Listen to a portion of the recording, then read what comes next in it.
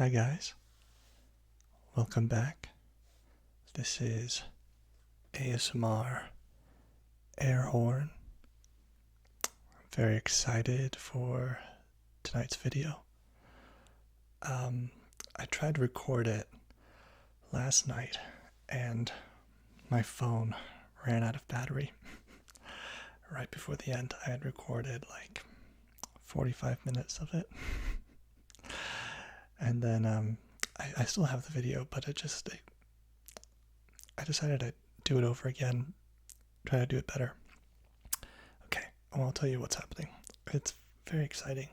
I'm going to read to you from my favorite book. My favorite book. It's called Dune.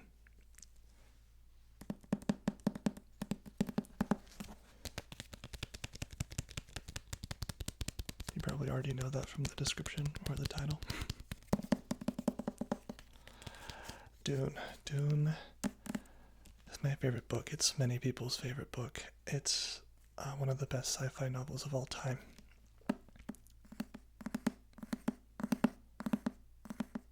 This is my dad's copy, actually. I borrowed it and never gave it back. When I was a kid, when I was about 10 or 11, I had watched the Sci-Fi Channel miniseries of Dune. They made a 3-part miniseries. It's very good. Go check it out if you want to learn about the story without having to read the book. And I became obsessed with the story, and so at night I would sneak down into my dad's office and steal his copy of the book and bring it back up to my room, read a little bit, and then sneak it back down so he wouldn't notice. I don't know why kids, or at least me as a kid, I always wanted to sneak around, see what I could get away with. But eventually I think I just told him that I was reading it and he let me have it. So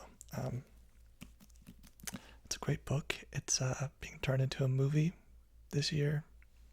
It's supposed to come out last year, but COVID. Starring Timothy Chalamet and Zendaya and all these famous actors. Oscar Isaac, can't forget Oscar Isaac.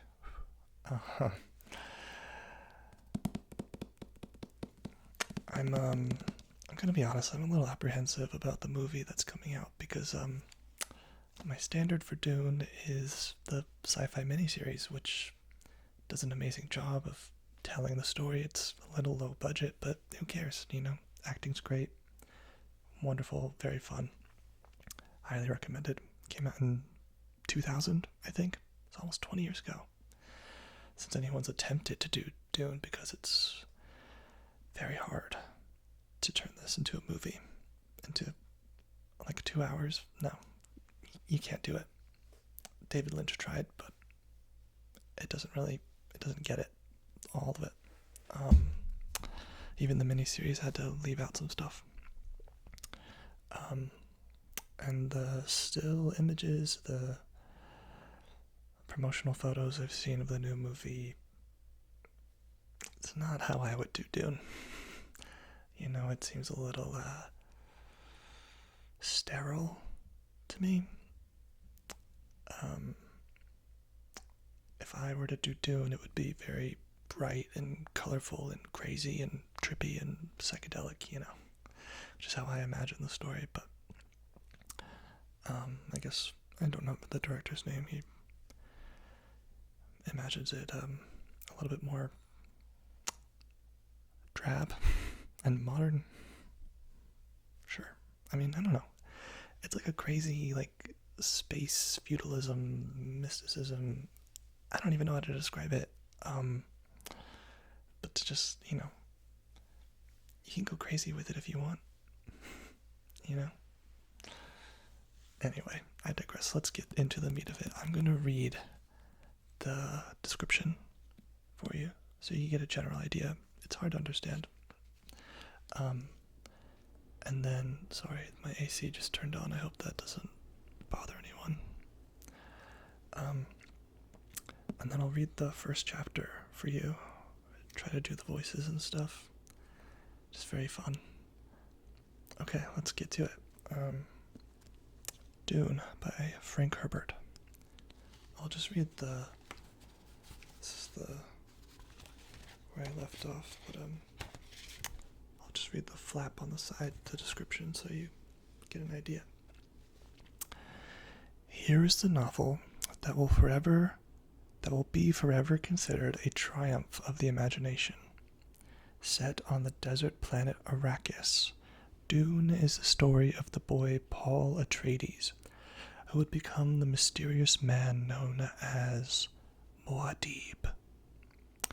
He would avenge the traitorous plot against his noble family and would bring to fruition humankind's most ancient and unattainable dream. A stunning blend of adventure and mysticism, environmentalism and politics, Dune won the first Nebula Award, shared the Hugo Award, and formed the basis of what is undoubtedly the greatest epic in science fiction. Frank Herbert's death in 1986 was a tragic loss, yet the astounding legacy of his visionary fiction will live forever. This book came out in 1965. It's pretty old now. My mom read it in high school. So, if that gives you any idea.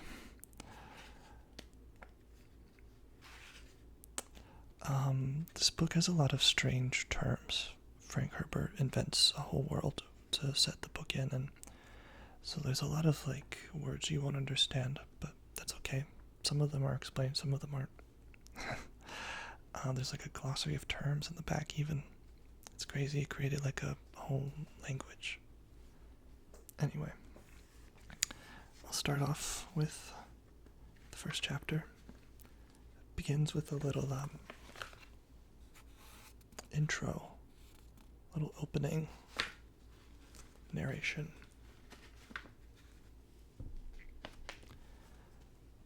A beginning is the time for taking the most delicate care that the balances are correct. This every sister of the Bene Gesserit knows.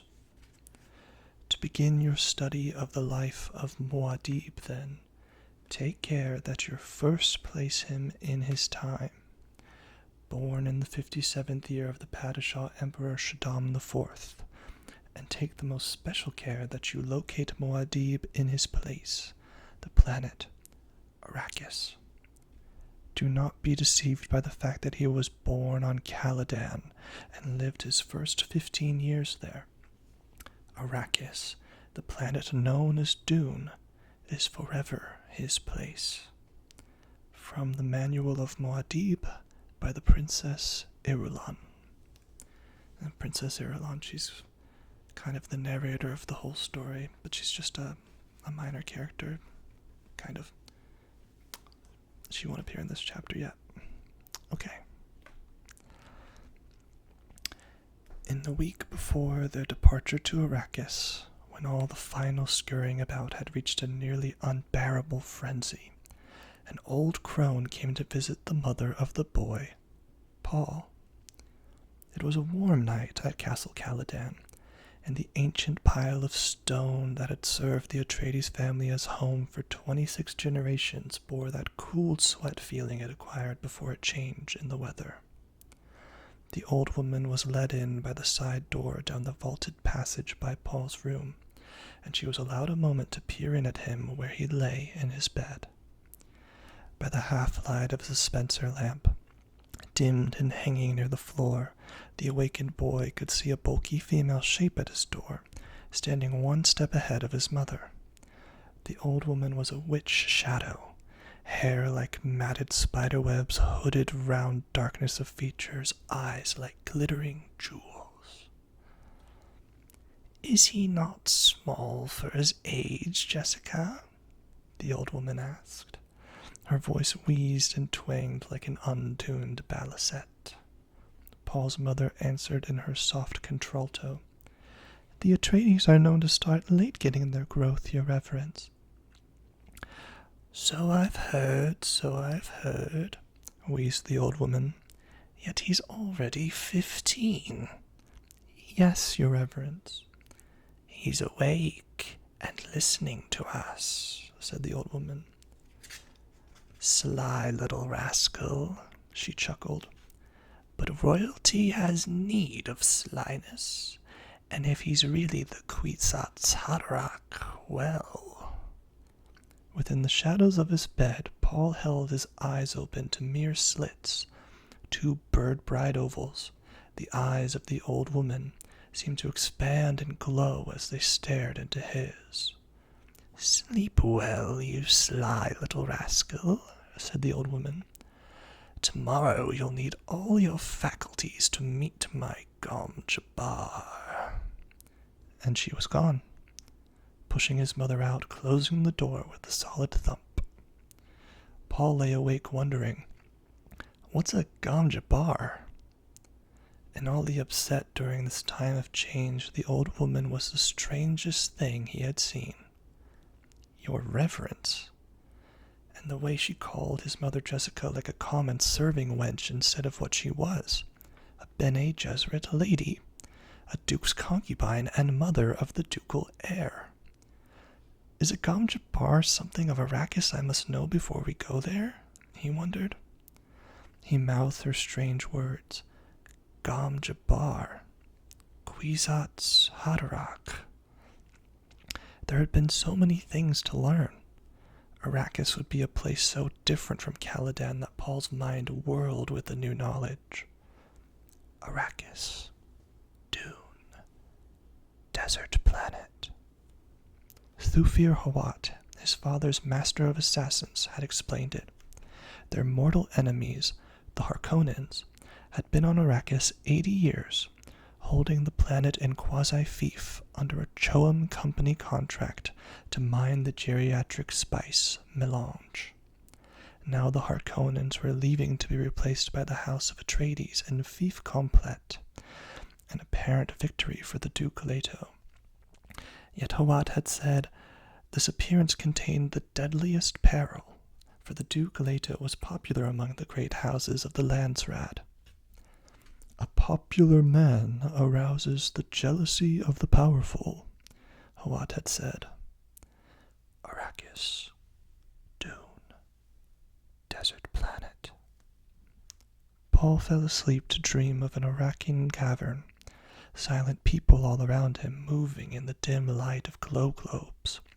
It was solemn there, and like a cathedral, as he listened to a faint sound, the drip, drip, drip of water. Even while he remained in the dream, Paul knew he would remember it upon awakening. He always remembered the dreams that were predictions.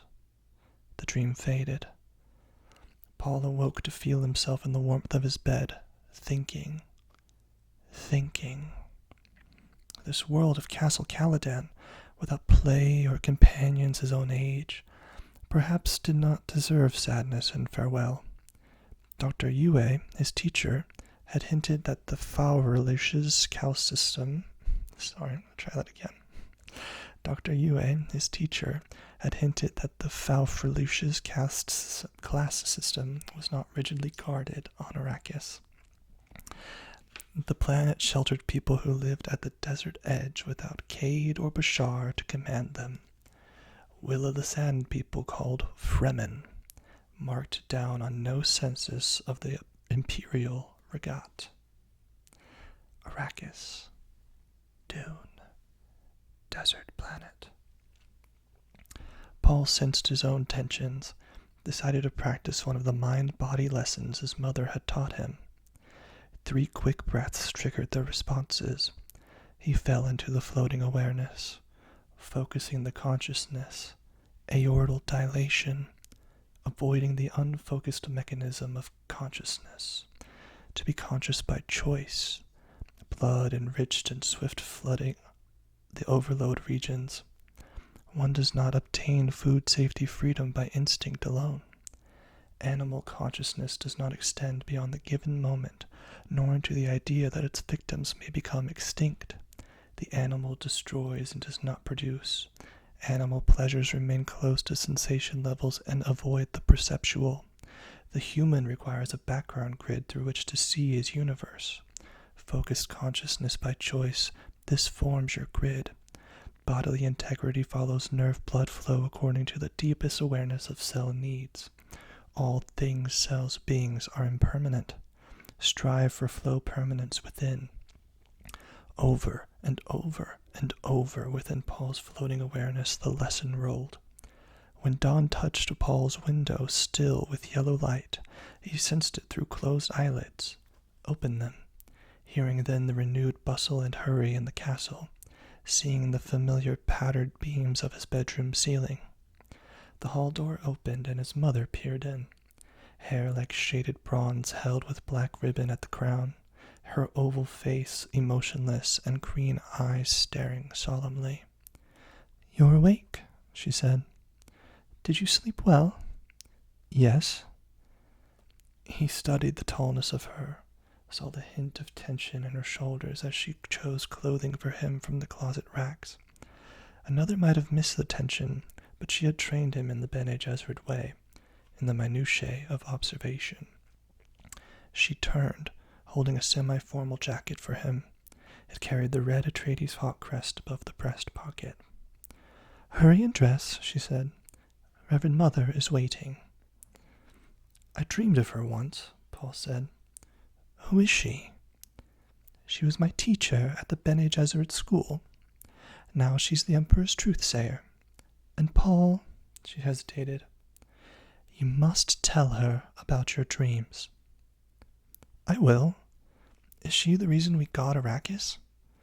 "We did not get Arrakis." Jessica flicked dust from a pair of trousers, hung them with the jacket on the dressing stand beside his bed. "Don't keep Reverend Mother waiting." Paul sat up, hugged his knees. "What's a Gom Jabbar?" Again, the training she had given him exposed her almost invisible hesitation, a nervous betrayal he felt as fear. Jessica crossed to the window, flung wide the draperies, stared across the river orchards towards Mount Sayubi. "You'll learn about the Gom Jabbar soon enough," she said.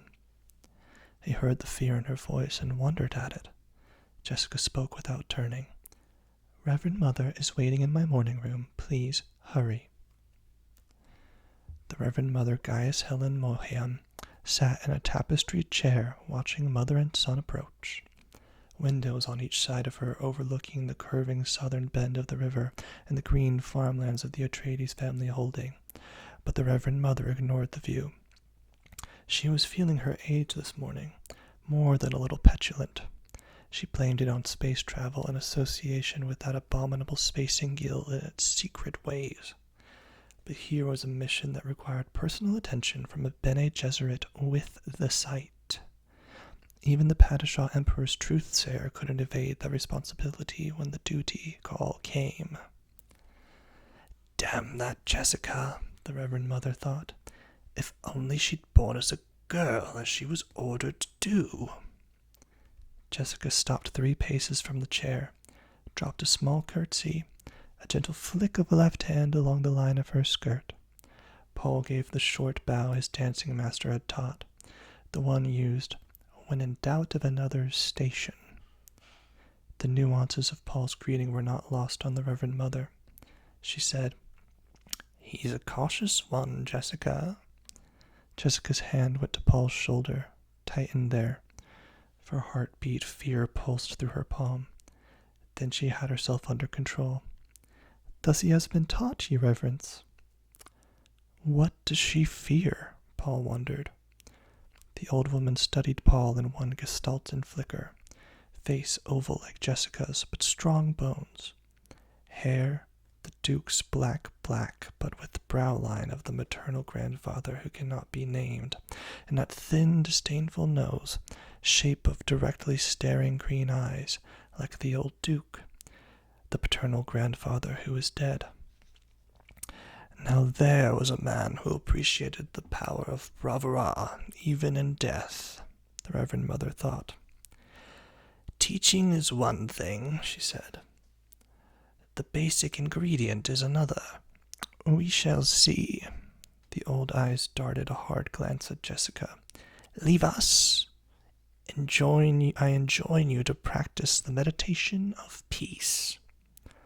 Jessica took her hand from Paul's shoulder. Your Reverence, Jessica, you know it must be done. Paul looked up at his mother, puzzled. Jessica straightened. Yes, of course. Paul looked back at the Reverend Mother. Politeness and his mother's obvious awe of this old woman argued caution, yet he felt an angry apprehension at the fear he sensed radiating from his mother. Paul, Jessica took a deep breath. This test you're about to receive, it's important to me. Test? He looked up at her. Remember that you're a duke's son, Jessica said. She whirled and strode from the room in a dry swishing of skirt. The door closed solidly behind her. Paul faced the old woman, holding anger in check. Does one dismiss the Lady Jessica as though she was a serving wench? A smile flicked the corners of the wrinkled old mouth. The Lady Jessica was my serving wench, lad, for 14 years at school. She nodded. And a good one, too. Now, you, come here. The command whipped out at him. Paul found himself obeying before he could think about it. Using the voice on me, he thought. He stopped at her gesture, standing beside her knees. See this? She asked. From the folds of her gown she lifted a green metal cube, about 15 centimeters on a side. She turned it, and Paul saw that one side was open, black, and oddly frightening. No light penetrated that open blackness. Put your right hand in the box, she said. Fear shot through Paul. He started to back away, but the old woman said, Is this how you obey your mother? He looked up into the bird-bright eyes. Slowly, feeling the compulsions on it and unable to inhibit them, Paul put his hand into the box. He felt first a sense of cold as the blackness closed around his hand, then slick metal against his fingers, and a prickling as though his hand were asleep. A predatory look filled the old woman's features. She lifted her right hand away from the box and poised the hand close to the side of Paul's neck. He saw a glint of metal there and started to turn toward it. Stop! She snapped. Using the voice again. He swung his attention back to her face. I hold at your neck the Gomj Bar, she said. The Gomj Bar, the high-handed enemy. It's a needle with a drop of poison on its tip. Don't pull away, or you'll feel that poison. Paul tried to swallow in a dry throat. He could not take his attention from the seamed old face, the glistening eyes, the pale gums around silvery metal teeth that flashed as she spoke. A duke's son must know about poisons, she said. It's the way of our times, eh? Musky to be poisoned in your drink, almas to be poisoned in your food, the quick ones and the slow ones and the ones in between. Here's a new one for you. The Gomj Bar. It kills only animals. Pride overcame Paul's fear. You dare suggest a duke's son is an animal? He demanded. Let us say I suggest you may be human, she said. Steady? I warn you not to try jerking away. I am old, but my hand can drive this needle into your neck before you escape me. Who are you? He whispered.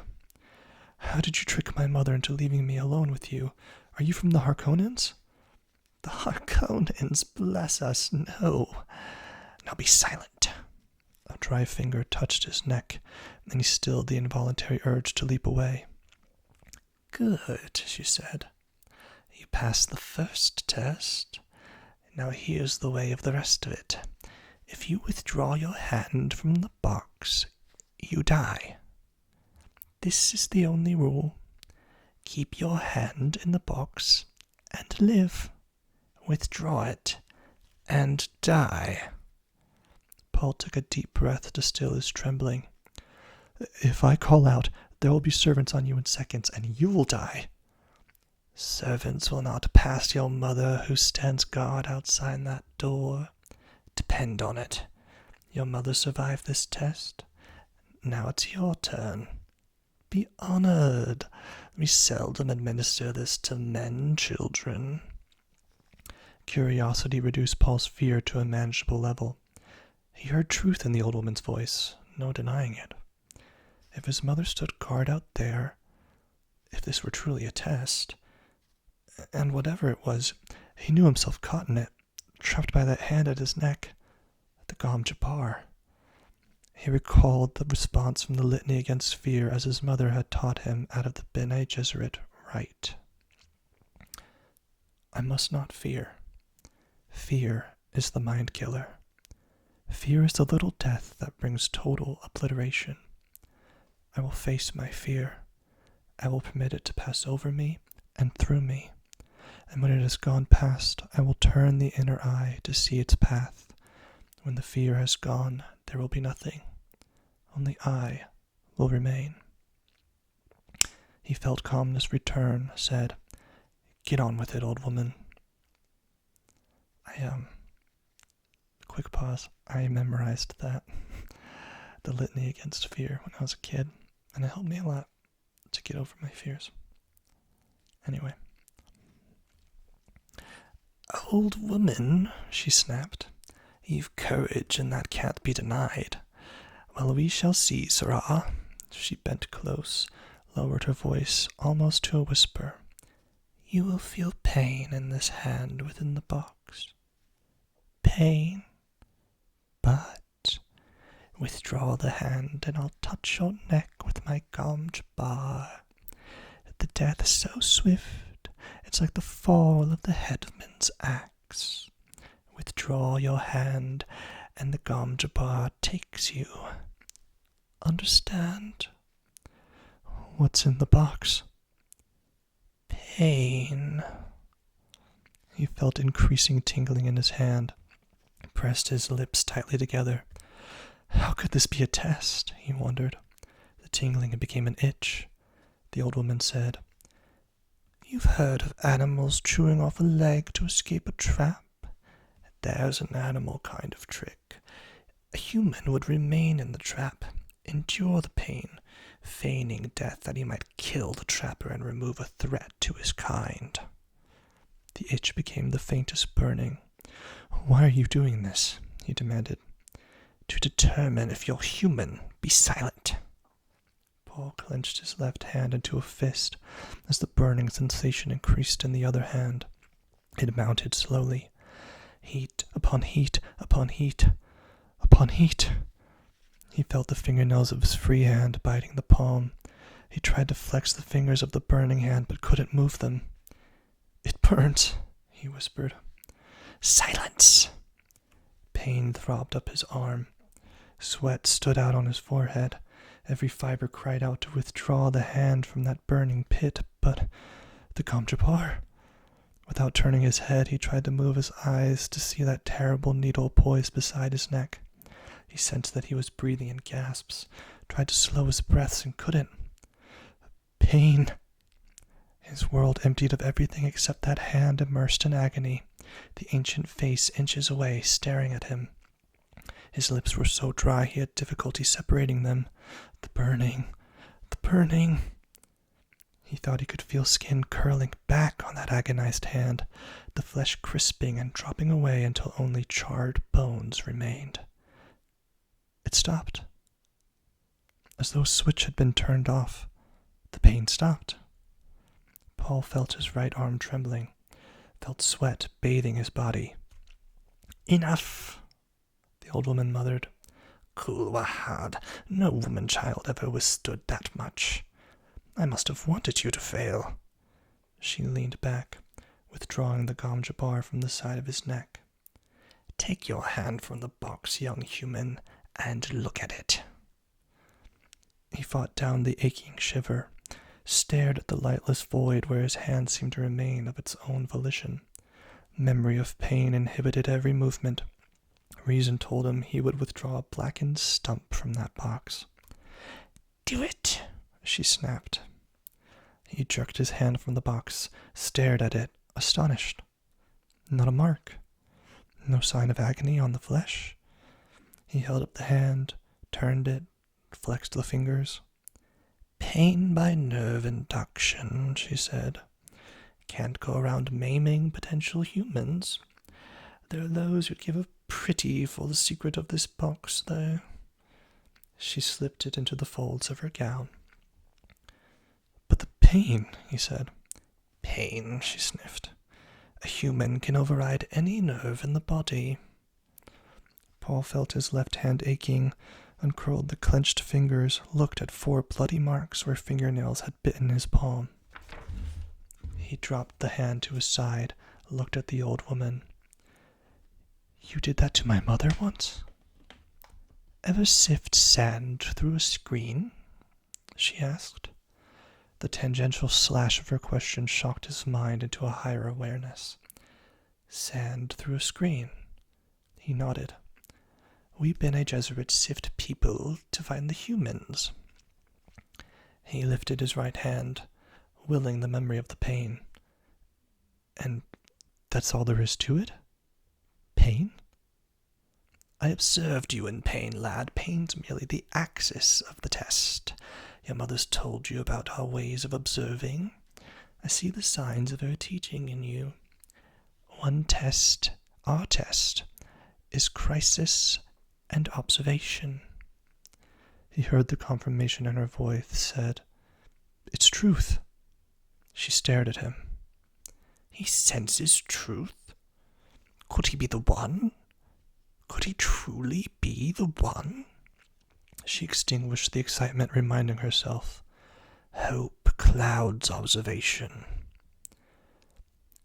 You know when people believe what they say, she said. I know it. The harmonics of ability confirmed by repeated tests were in his voice. She heard them, said, Perhaps you are the Quetzal's Haderach. Sit down, little brother, here at my feet. I prefer to stand. Your mother sat at my feet once. I'm not my mother. You hate us a little, eh? She looked toward the door, called out, Jessica! The door flew open, and Jessica stood there, staring hard-eyed into the room. Hardness melted from her as she saw Paul. She managed a faint smile. Jessica, have you ever stopped hating me? The old woman asked. I both love and hate you, Jessica said. The hate, that's from pains I must never forget. The love, that's just basic fact, the old woman said, but her voice was gentle. You may come in now, but remain silent. Close that door and mind it that no one interrupts us. Jessica stepped into the room, closed the door, and stood with her back to it. My son lives, she thought. My son lives and is human. I knew he was, but he lives. Now, I can go on living. The door felt hard and real against her back. Everything in the room was immediate and pressing against her senses. My son lives. Paul looked at his mother. She told the truth. He wanted to get away alone and think this experience through, but knew he could not leave until he was dismissed. The old woman had gained a power over him. They spoke truth. His mother had undergone this test. There must be terrible purpose in it. The pain and fear had been terrible. He understood terrible purposes. They drove against all odds. They were their own necessity. Paul felt that he had been infected with a terrible purpose. He did not know yet what that terrible purpose was. "Some day, lad," the old woman said, "you too may have to stand outside a door like that. It takes a measure of doing." Paul looked down at the hand that had known pain, then up to the Reverend Mother. The sound of her voice had contained a difference then from any other voice in his experience. The words were outlined in brilliance. There was an edge to them. He felt that any question he might ask her would bring an answer that could lift him out of his flesh world into something greater. "Why do you test for humans?" he asked. "To set you free." "Free?" "Once men turned their thinking over to machines, in the hope that this would set them free. But that only permitted other men with machines to enslave them." "Thou shalt not make a machine in the likeness of a man's mind," Paul quoted. "Right out of the Butlerian Jihad and the Orange Catholic Bible," she said. "But what the OC Bible should have said is, thou shalt not make a machine to counterfeit a human mind." "Have you studied the Mentat in your service?" "I've studied with Thufirhawat." "The Great Revolt took away a crutch," she said. "It forced human minds to develop. Schools were started to train human talents." "Bene Gesserit schools?" She nodded. "We have two chief survivors of those ancient schools, the Bene Gesserit and the Spacing Guild. The Guild, so we think, emphasizes almost pure mathematics. Bene Gesserit performs another function." "Politics," he said. "Kulwahad," the old woman said. She sent a hard glance at Jessica. "I've not told him, Your Reverence," Jessica said. The Reverend Mother returned her attention to Paul. "You did that on remarkably few clues," she said. "Politics indeed. The original Bene Gesserit school was directed by those who saw the need of a thread of continuity in human affairs. They saw there could be no such continuity without separating human stock from animal stock. For breeding purposes." The old woman's words abruptly lost their special sharpness for Paul. He felt an offense against what his mother called his instinct for rightness. It wasn't that Reverend Mother lied to him. She obviously believed what she said. It was something deeper, something tied to his terrible purpose. And he said, "But my mother tells me many Bene Gesserit of the schools don't know their ancestry." "The genetic lines are always in our records," she said. "Your mother knows that either she's of Bene Gesserit descent or her stock was acceptable in itself." "Then why couldn't she know who her parents are?" "Some do. Many don't. We might, for example, have wanted to breed her to a close relative to set up a dominant in some genetic trait. We have many reasons." Again, Paul felt the offense against rightness. He said, "You take a lot on yourselves." The Reverend Mother stared at him, wondering, did I hear criticism in his voice? "We carry a heavy burden," she said. Paul felt himself coming more and more out of the shock of the test. He leveled a measuring stare at her, said, "You say maybe I'm the Kwisatz Haderach? What's that? A human Gamjabar?" "Paul," Jessica said, "you mustn't take that tone with—" "I'll handle this, Jessica," the old woman said. "Now, lad, do you know about the Truth-Sayer drug?" "You take it to improve your ability to detect falsehood," he said. "My mother's told me." "Have you ever seen Truth Trance?" He shook his head. "No." "The drug's dangerous," she said. "But it gives insight. When the Truth-Sayer is gifted by the drug, she can look many places in her memory, in her body's memory. We look down so many avenues of the past, but only feminine avenues. Her voice took on a note of sadness. Yet there's a place where no truth-sayer can see. We are repelled by it, terrorized. It is said a man will come one day and find in the gift of the drug his inward eye. He will look where we cannot, into both feminine and masculine pasts. Your Kwisatz Haderach? Yes, the one who can be many places at once, the Kwisatz Haderach. Many men have tried the drug, so many, but none has succeeded. They tried and failed? All of them? Oh no, she shook her head.